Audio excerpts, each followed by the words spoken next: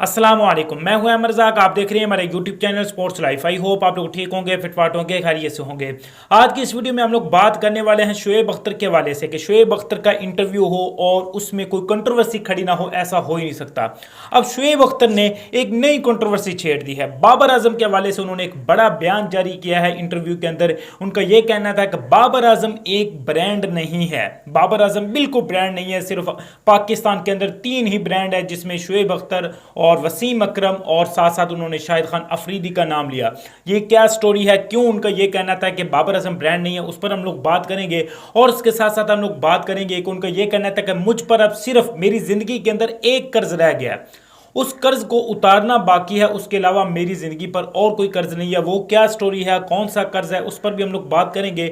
और उसके साथ साथ हम लोग बात करेंगे जो लास्ट नाइट मैच खेला गया पेशावर ज़ल्मी और कोयटा ग्लैडिएटर के दरमियान, उस पर भी हम लोग थोड़ी सी बात करेंगे। और उसके साथ साथ हम लोग बात करेंगे कोयटा ग्लैडिएटर के हवाले से कि कोयटा ग्लैडिएटर शिकस्तों से गिरी हुई, अब उनको एक और मजीद मुश्किल का सामना करना पड़ रहा है। एक और अहम खिलाड़ी कोयटा ग्लैडिएटर से बाहर होता हुआ दिखाई दे रहा है, बल्कि तकरीबन हो ही चुका है। वो कौन सा ऐसा अहम खिलाड़ी है, उस पर भी हम लोग बात करेंगे। उसके बाद अगर आप लोग हमारे चैनल पर नए हैं तो जल्दी से हमारी वीडियो को लाइक और चैनल को सब्सक्राइब कर दें। तो सबसे पहले हम लोग बात करते हैं शोएब अख्तर के हवाले से। शोएब अख्तर का कल इंटरव्यू लिया जाता है। इंटरव्यू के दरमियान उन्होंने एक नई कंट्रोवर्सी छेड़ दी है अबाउट बाबर आजम, और खुद भी एक कंट्रोवर्सी का वो शिकार हो जाते हैं। फिर बाद में वो बातें करते हैं कि यार मैं इतना फेमस कैसे हूं, इतना मैं टॉप ट्रेंड में कैसे चल रहा हूं। मेरे भाई, आप इंटरव्यू में ऐसी बातें करेंगे, चाहे आप बहुत बड़े स्टार हैं और हमारे मुल्क का सरमाया है, फिर भी आप अगर ऐसी बातें करेंगे तो आप लाजमी तौर पर ट्रेंड पर, तो टॉप ट्रेंड पर तो लाजमी आएंगे।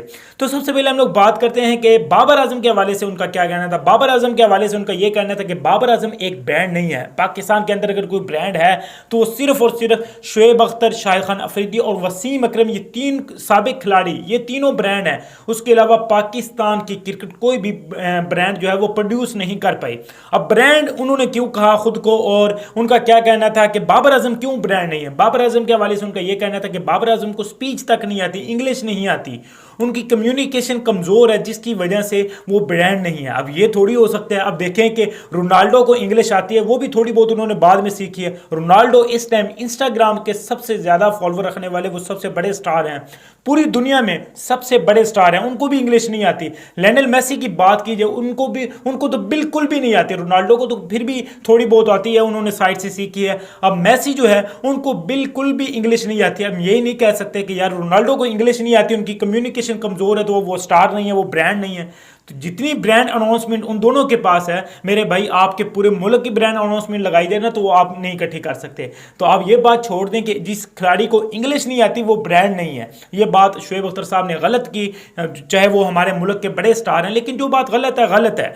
आप ये भी कह सकते हैं कि जिस तरह का बाबर आजम अब बैटिंग कर रहा है, परफॉर्म कर रहा है, उस तरह का खिलाड़ी आपकी हिस्ट्री, जो क्रिकेट की हिस्ट्री है ना, वो प्रोड्यूस नहीं कर पाई। देखिएगा इंशाल्लाह वो अभी आगे रिकॉर्ड भी बनाएंगे और बड़े बड़े रिकॉर्ड बनाएंगे। तो ये कहना गलत होगा कि ये देखें जिसको इंग्लिश नहीं आती वो ब्रांड नहीं बन सकता। उन्होंने और भी काफ़ी ज़्यादा खिलाड़ियों को तनकीद का निशाना बनाया कि खिलाड़ियों की ग्रूमिंग नहीं होती। मैं अगर चेयरमैन होता तो मैं खिलाड़ियों को खुली छुट्टी देता कि आप इंस्टीट्यूट रखो इंग्लिश सीखने के लिए, उनको इंस्टीट्यूट रख के देता, उनको खुलेआम इजाज़त देता है कि आप लोग जाओ ऑस्ट्रेलिया में, जाओ घूमो फिरो और वहाँ पर जाकर आप लोग वहाँ के माहौल को, वहाँ पे चीज़ों को पिक करो। ये बातें तो कुछ ठीक हैं, लेकिन इंग्लिश के हवाले से कि मैं उनको इंस्टीट्यूट रख के देता, इनको इंग्लिश नहीं आती, इनको कम्युनिकेशन नहीं आती, तो ये ब्रांड नहीं हो सकते। ये गलत बात है, क्योंकि ब्रांड, ये देखें कि अभी भी बाबर आजम को इंग्लिश नहीं आती उनकी, लेकिन ब्रांड अनाउंसमेंट उनके पास है, उनको पास आप लोग काफ़ी उनके ऐड भी देखते हैं। तो ये कहना गलत होगा कि वो बाबर आजम ब्रांड नहीं है। बाबर आजम को दुनिया मानती है, सिर्फ पाकिस्तानियों को मानना जरूरी नहीं है। अब उसके बाद हम लोग बात करते हैं शोएब अख्तर के हवाले से। एक और उन्होंने कंट्रोवर्सी खड़ी की। उनका यह कहना था कि मुझ पर एक कर्ज है, मेरी जिंदगी पर सिर्फ एक कर्ज बाकी रह गया। तो वो कौन सा ऐसा कर्ज है जिस पर वो बात कर रहे हैं। उनका यह कहना था कि मेरा चेयरमैन बनना सिर्फ कर्ज है, जब तक मैं चेयरमैन नहीं बनता, देखें कि पीसीबी का चेयरमैन जब तक मैं नहीं बनता तब तक ये मुझ पर कर्ज है, क्योंकि मैं खिलाड़ियों की ग्रूमिंग के लिए काम करना चाहता हूं। ये मुझ पर, मेरी ज़िंदगी पर एक कर्ज है, और ये जब तक नहीं उतरेगा मुझे सुकून नहीं मिलेगा। इट्स मीन कि वो पीसीबी के चेयरमैन बनना चाहते हैं और वो लास्ट 10 ईयर से कोशिश भी कर रहे हैं। जब से वो रिटायर हुए हैं उसके बाद वो कोशिश भी कर रहे हैं और हर ईयर में, हर साल में वो बार बार अनाउंस करते हैं कि मैं पीसीबी का चेयरमैन बनना चाहता हूं। अब देखें कि कोई अल्लाह वाला इसको चेयरमैन शोएब अख्तर साहब को बना दे और हो सकता है कि वो कुछ अच्छा काम भी कर जाएं। लेकिन वो जिस तरह की ये इंटरव्यू के अंदर रमीज राजा की तरह वो जैसे अपने चैनल पर छोड़ते थे, इस तरह अब छोड़ रहे हैं। उसके बाद जब ये चेयरमैन बनते हैं उसके बाद इनको पता भी नहीं होता कि हमने काम क्या करना है।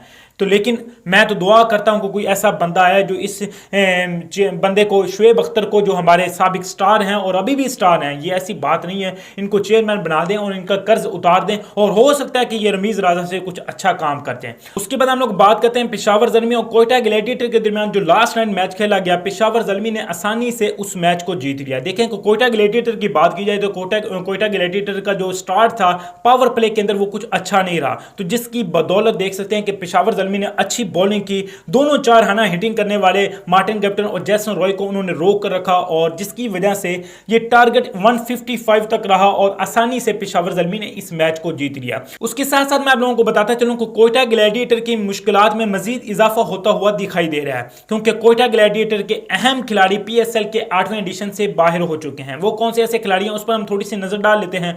तो सबसे पहले मैं आप लोगों को बताता चलूं कि हरसंगा लास्ट में वो T20 में नंबर 1 पर भी रह चुके हैं बॉलिंग के अंदर, वो अब बाहर हो चुके हैं पीएसएल के 8वें एडिशन से। उनके बाहर होने की वजह यह है कि श्रीलंकन क्रिकेट बोर्ड ने उनको अभी तक एनओसी जारी नहीं किया।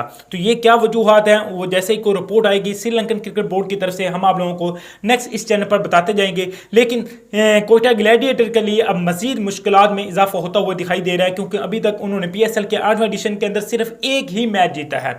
इसके अलावा उनकी परफॉर्मेंस ओवरऑल कराची की तरफ बुरी ही चल रही है। हमारी इस वीडियो को देखने के लिए शुक्रिया। थैंक यू, बाय, अल्लाह हाफिज़।